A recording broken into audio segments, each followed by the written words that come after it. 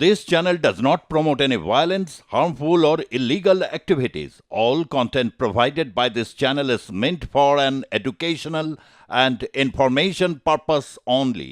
ষোলো বিমস্টেক শীর্ষ সম্মেলন বঙ্গোপসাগরীয় অঞ্চলের 7টি দেশের যে জোটের ষষ্ঠ শীর্ষ সম্মেলন এটি, যেখানে রয়েছেন ভারত, বাংলাদেশ, ভুটান, মায়ানমার, নেপাল, শ্রীলঙ্কা ও থাইল্যান্ডের রাষ্ট্রপ্রধানরা। এর আগে গতকাল রাত্রিবেলা নৈশভোজের সেই ছবি দেখেছে গোটা বিশ্ব, দেখেছে ভারত এবং বাংলাদেশ। গত কয়েকদিন ধরে এই বিমস্টেক শীর্ষ সম্মেলনের ফাঁকে ভারত এবং বাংলাদেশের মধ্যে, অর্থাৎ স্পেসিফিক্যালি বলতে গেলে ভারতের প্রধানমন্ত্রী নরেন্দ্র মোদীর সঙ্গে বাংলাদেশের অন্তর্বর্তী সরকারের প্রধান উপদেষ্টা প্রফেসর মোহাম্মদ ইউনূসের মধ্যে এক পার্শ্ব বৈঠকের জল্পনা উস্কে দিয়েছে। ঠিক যেমনটা এর আগে আমরা দেখতাম সার্ক শীর্ষ সম্মেলনের আগে ভারত এবং পাকিস্তানের মধ্যে পার্শ্ব বৈঠক হবে কি হবে না এই নিয়ে জল্পনা। ইতিমধ্যে এই জল্পনা উস্কে দিয়েছে, কিন্তু নৈশভোজের যে ছবি আমরা দেখেছি পাশাপাশি বসে থাকলেও আপনারা দেখতে পাচ্ছেন সেই ছবি একেবারে পাশাপাশি বসে প্রধানমন্ত্রী, ভারতের প্রধানমন্ত্রী নরেন্দ্র মোদীর একদিকে রয়েছেন নেপালের প্রধানমন্ত্রী ওলি এবং বাদিকে রয়েছেন বাংলাদেশের অন্তর্বর্তী সরকারের প্রধান উপদেষ্টা প্রফেসর মোহাম্মদ ইউনূস। এরই ফাঁকে জল্পনা আজকে সত্যিই কি পার্শ্ব বৈঠক হতে চলেছে ভারত এবং বাংলাদেশের মধ্যে, এই নিয়ে কথা বলবো। আমাদের সঙ্গে রয়েছেন আমাদের editor in chief Sujit Chattopadhyay. সুজিতদা, সত্যিই কি ভারত এবং বাংলাদেশের মধ্যে আজকে পার্শ্ব বৈঠক হতে পারে? বাংলাদেশ কিন্তু দাবি করছে আজকে হবে, ভারতের তরফ থেকে সম্ভাবনা এইটুকুনি জানানো হয়েছে। কি জানা যাচ্ছে সুজিতদা? সম্ভাবনা কমই। তার কারণ হচ্ছে, যদি বাংলাদেশ এটা বারবার দাবি করছে যে একটা বৈঠকের, তার কারণ হচ্ছে এই বৈঠকের সারবত্তাটা কি হবে। যদি তিনি তার সরকারের একটু মেয়াদটা বাড়াবার চেষ্টা করছে ডক্টর ইউনূস, তার বিশ্বাসযোগ্যতা, গ্রহণযোগ্যতা যে জায়গায় রয়েছে, সেখানে নরেন্দ্র মোদীর মতো একজন রাষ্ট্রপ্রধানের সাথে বৈঠক হলে সেটা বাংলাদেশে একটা পজিটিভ বার্তা সেখানে দিয়ে যাবে এবং ডক্টর ইউনূসের জনপ্রিয়তা আর একটু বাড়বে। ইতিমধ্যে অবশ্য একটা হয়েছে, এবং তবে সরাসরি বা সামনাসামনি সাক্ষাৎ হলে তো একটা সৌজন্য ব্যাপার থাকেই, সেটুকু অব্দি হয়েছে এই ব্যাপারে বলা যায়। এবং অজিত ডোভালের সাথে যেহেতু বাংলাদেশের যিনি পররাষ্ট্র দপ্তরের উপদেষ্টা খলিলুর রহমানের সাথে একটা বৈঠক করছে, যে কারণে সম্ভাবনাটা অনেক তীব্র হয়েছে এবং বাংলাদেশ মনে প্রাণে চাইছে, ব্যাপারে কোনো সন্দেহ নেই। চীন সফরের আগেও তাদের বিবৃতি ছিল যে তারা ভারতে আসতে চেয়েছিল, কিন্তু নরেন্দ্র মোদী কোনোভাবে তাদের সাথে বসতে চাইছে। সাউথ ব্লক কোনোভাবে তাদেরকে গুরুত্ব দিচ্ছে না বাংলাদেশে। একটা কারণ তো অবশ্যই হচ্ছে সংখ্যালঘুদের উপর অত্যাচারের একটা বড় ফ্যাক্টর, এবং ধারাবাহিকভাবে যেসব স্টেটমেন্ট দিয়ে গেছে ডক্টর ইউনূস, এবং সাম্প্রতিক সময় যে ভারত উত্তর পূর্ব ভারতের নিয়ে তার যে স্টেটমেন্ট, সেই স্টেটমেন্ট কোনোভাবেই আর কি ভারত যে হজম করছে না বা সেটাকে পছন্দ করছে না, এই ব্যাপারটা রয়েছে। ঠিক তার পরেই বিমস্টেকে এই সম্মেলন, এটা হচ্ছে বাংলাদেশের একটা কৌশল, মানে দিল্লিকে চাপে রাখা, প্রচন্ডভাবে চাপে রাখা, এবং এক থেকে অনুনয় বিনয় নানাভাবে, এবং তার সাথে হচ্ছে বিভিন্নভাবে চাপে রেখে আন্তর্জাতিক মহলের দৃষ্টি আকর্ষণ করা, এটা একটা বড় ফ্যাক্টর। তবে এটা ঠিক যে এত কিছুর মধ্যে বাংলাদেশের সাম্প্রতিক সময় মানে এই ধরনের উদ্ভট এবং হচ্ছে অপ্রাসঙ্গিক এবং অগভীর বক্তব্য, সেটা বাংলাদেশের পক্ষ থেকে হইয়া পর ড্যামেজ কন্ট্রোলে নেমেছেন তাদের পররাষ্ট্র যে দপ্তর, তৌহিদ হাসান বা হচ্ছে সেখানকার সচিব খলিলুর রহমান এরা। এবং যে ছবি আমরা গতকাল দেখেছি পাশাপাশি গিয়েছে, সেখানে পাশাপাশি বসে থাকলেও পরিষ্কার বোঝা যাচ্ছে তাদের মধ্যে যে কোনো একটা বেশ একটা যে একটা শীতল এবং কঠিন একটা ব্যাপার যে চলছে, সেটা ছবি দেখে খুব পরিষ্কার বোঝা যাচ্ছে। এবং পার্শ্ব বৈঠকের যেটা রয়েছে, বিভিন্ন সময় এটা হয়েছে পাকিস্তান এবং নরেন্দ্র মোদীর সাথে একটা 10-15 মিনিটের বৈঠক, ওটা তারা মনে প্রাণে চাইছে, কিন্তু কাজের কাজ কি হবে, ফলপ্রসূ কি হবে, বা তাতে ভারত বাংলাদেশের জন্য যে বাড়তি কোনো সুযোগ সুবিধা এনে দেবে এমনটা কিন্তু মনে করার এখন কোনো কারণ নেই বাংলাদেশের তরফে। সুতরাং এমতো পরিস্থিতিতে বৈঠক হবার এখনো পর্যন্ত আমি তো সম্ভাবনা কমই দেখছি, এবং এই সম্ভাবনা কম থাকার একটা কারণই হচ্ছে ডক্টর ইউনূসের ধারাবাহিকভাবে হচ্ছে মানে দ্বিচারিতা, বাংলাদেশের যে স্ট্যান্ড আর কি, তারা আজকে সাহায্যের প্রত্যাশী, বিভিন্নভাবে সাহায্য প্রত্যাশী, এবং আগামী দিনে আমেরিকাতে যেভাবে শুল্ক আরোপ হয়েছে তা কিন্তু এই উপমহাদেশের বিভিন্ন দেশকে কাছে নিয়ে আসবে, কিন্তু তার সাথে হচ্ছে অত্যাধিক ভারত বিদ্বেষের যে তাদের রাজনৈতিক স্ট্যান্ড এবং সংখ্যালঘু প্রশ্নের যে অবস্থা, সেটা ভারত যে একেবারেই মেনে নেবে না বা মেনে নিচ্ছে না, তার একটা কিন্তু এখনো পর্যন্ত লক্ষণ দেখা যাচ্ছে।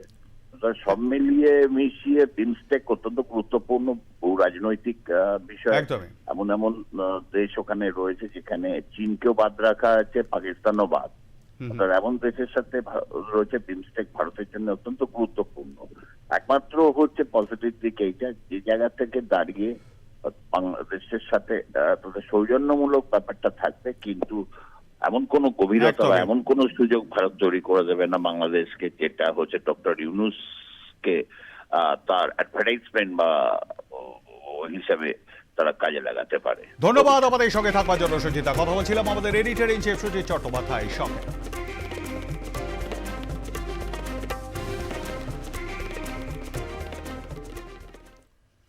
চীন সফরে গিয়ে ভারতকে কোণঠাসা করেছেন প্রফেসর মোহাম্মদ ইউনূস। ভারত মহাসাগরের একমাত্র অভিভাবক নাকি বাংলাদেশ? ইউনূসের এই বিতর্কিত মন্তব্যে ভারতের তোলপাড়। সেভেন সিস্টার্স ইস্যুতে বাংলাদেশকে পাল্টা হুমকি ওই 7 রাজ্যের কূটনৈতিক বিশেষজ্ঞদের। পাল্টা বাংলাদেশকে টুকরো টুকরো করে ভেঙে ফেলার হুমকি তীব্রতা সুপ্রিমো প্রদ্যোৎ কিশোর মাণিক্য দেববর্মনের।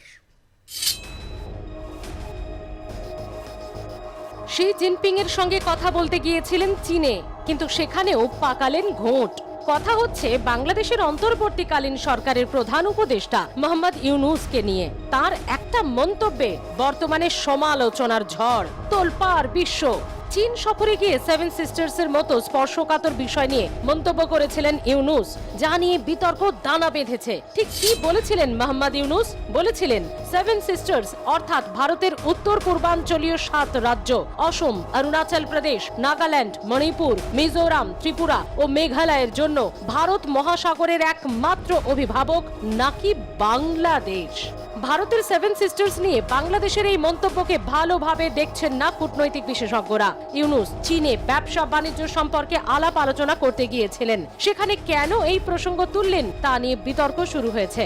বেজিং আয়োজিত চীনা ব্যবসায়ী নেতাদের সঙ্গে এই বৈঠকে বিনিয়োগকারীদের বিনিয়োগের আহ্বান জানান ইউনূস। তিনি এ সময়ে বঙ্গোপসাগর ঘিরে বাণিজ্য ও ব্যবসা সম্প্রসারণের সম্ভাবনার কথা তুলে ধরেন। ইউনূস বলেন, নেপাল ও ভুটান স্থলবেষ্টিত দেশ, যাদের কোনো সমুদ্রই নেই। ভারতের 7টি উত্তর পূর্ব রাজ্য ল্যান্ডলক, তাদের সমুদ্রে পৌঁছানোর কোনো পথ নেই। ফলে আমরাই এই অঞ্চলের জন্য সমুদ্রের একমাত্র অভিভাবক।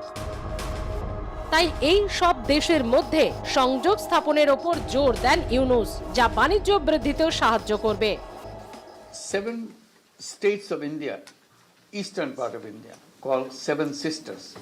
They are landlocked country, landlocked region of India.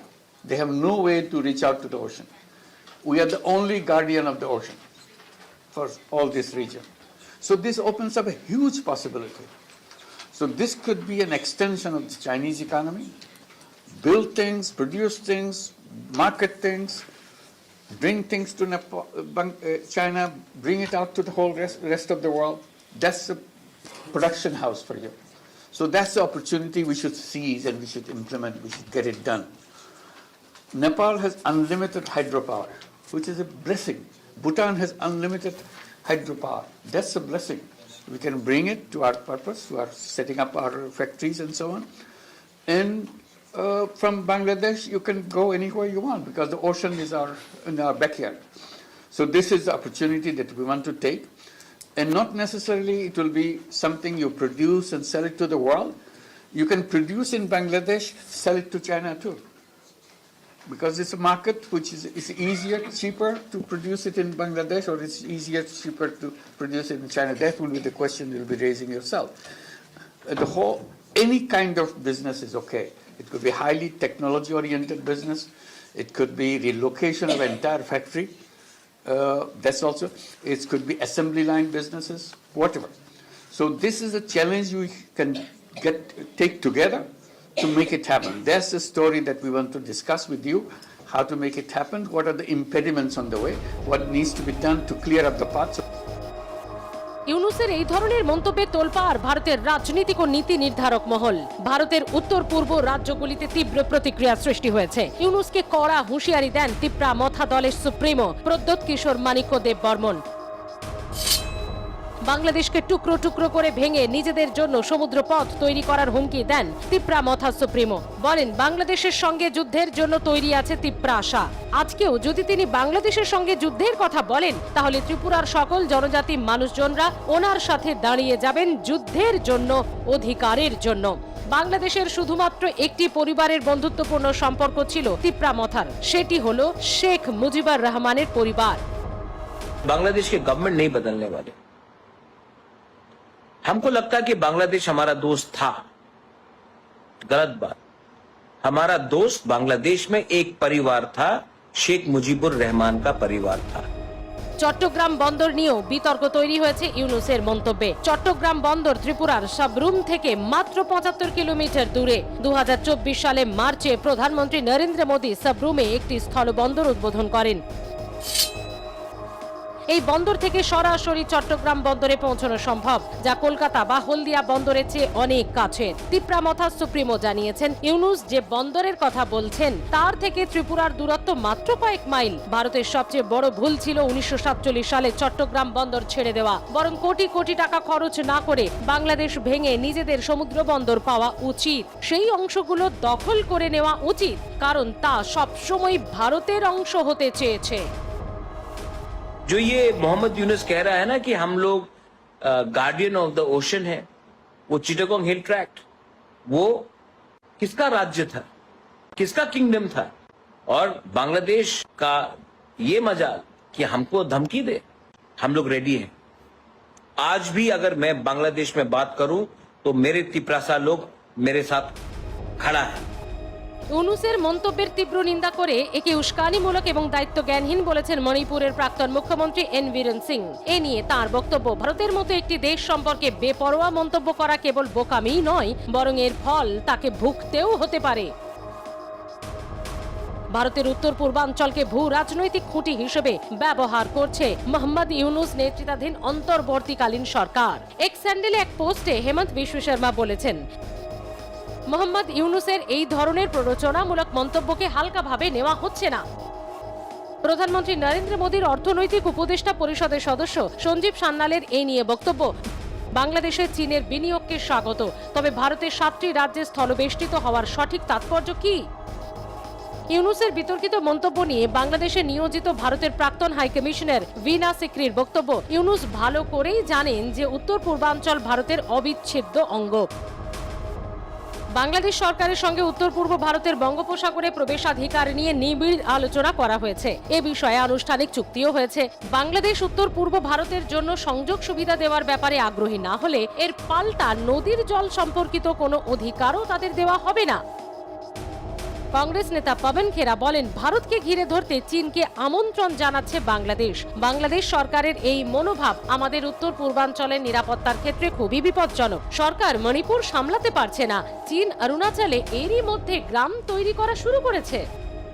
প্রতিরক্ষা বিশ্লেষক প্রফুল বক্সি বলেন, আমরা বাংলাদেশ তৈরি করেছি, সে সময় আমরা কোনো ভৌগোলিক সুবিধা গ্রহণ করিনি। এদিকে বাংলাদেশ, চীন ও পাকিস্তান চিকেন স্নেক বা শিলিগুড়ি করিডোর নিয়ে আলোচনা করছে এবং ভারতের টুটি চেপে ধরে সুবিধা নেওয়ার কথা ভাবছে। তারা বুঝতে পারছে না জলপথে তাদের বিচ্ছিন্ন করে টুটি চেপে ধরতে পারি আমরা। প্রথমে পাকিস্তান, তারপর চীন ভারতের বিরুদ্ধে ক্রমশ দল ভারী করছেন নতুন বাংলাদেশের শাসক মোহাম্মদ ইউনূস। ভারত মহাসাগরের নাগাল পেতে একমাত্র উন্মুক্ত বাংলাদেশ, অর্থাৎ এই এলাকায় হত্যাকর্তা কিংবা রাজা একমাত্র বাংলাদেশী। কার্যত এই সুর ধরে বেজিং এর কাছে ইউনূসের আবেদন। তার এই ধরনের চিন্তাধারা প্রকাশের পরই বিতর্ক মাথাচাড়া দিয়েছে। বিশ্লেষকরা বলছেন এই ঘটনা বাংলাদেশ ভারত চীন ত্রিমুখী সম্পর্কের জটিলতাকে ফুটিয়ে তুলেছে। আগরতলা থেকে বিক্রম কর্মকারের রিপোর্ট, আর প্লাস নিউজ।